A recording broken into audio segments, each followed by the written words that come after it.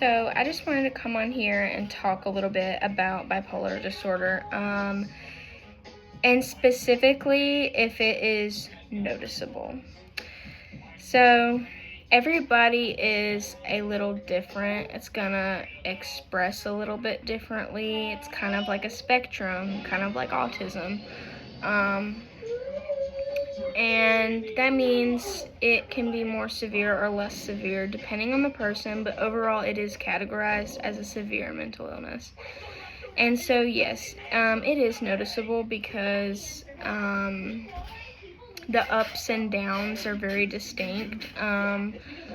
Like for example, when you go through a depressive episode, like staying in bed, that's a sign of it, like not being able to take care of yourself. And it's like depression for any other person. It's just really severe depression. It lasts for maybe weeks or months. And I've seen depression in friends and things like that don't have bipolar disorder. It's very severe. It's not very much the same as for another person that doesn't have bipolar disorder. And very noticeable too in the way that most people with bipolar disorder struggle to keep a job. Like I haven't kept a job. I mean, now I'm a stay-at-home mom, so I don't really work, but before that I was definitely a job hopper. I probably had a job like sometimes maybe every few months. And that's because like I would go into an episode and not be able to perform the same.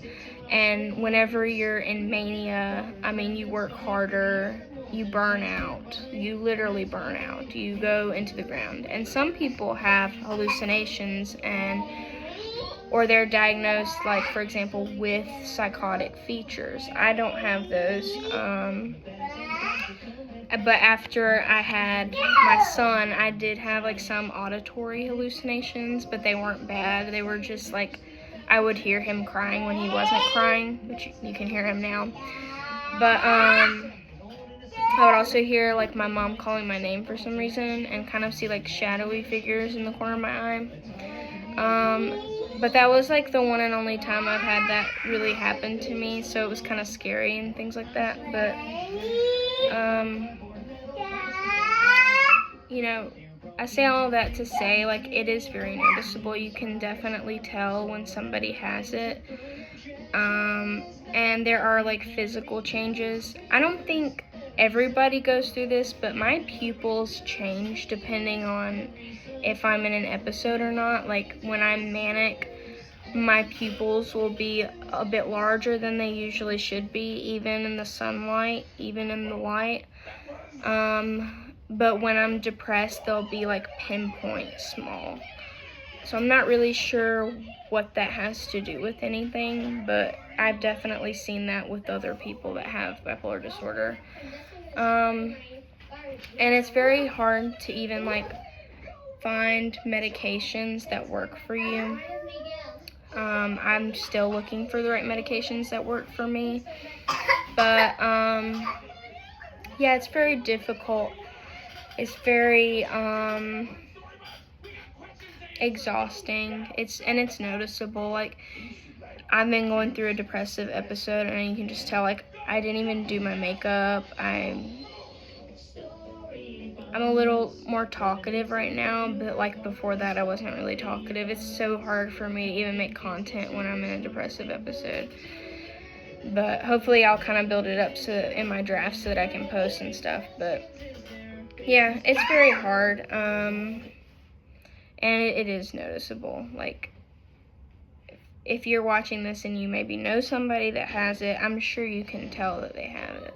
It's not hideable in a sense, especially getting like hospitalized. Like, I've been 5150'd before, which is where the police take you into custody and they make you go to a psych ward, and you become their property essentially. I mean, temporarily, but you don't have any rights at that point.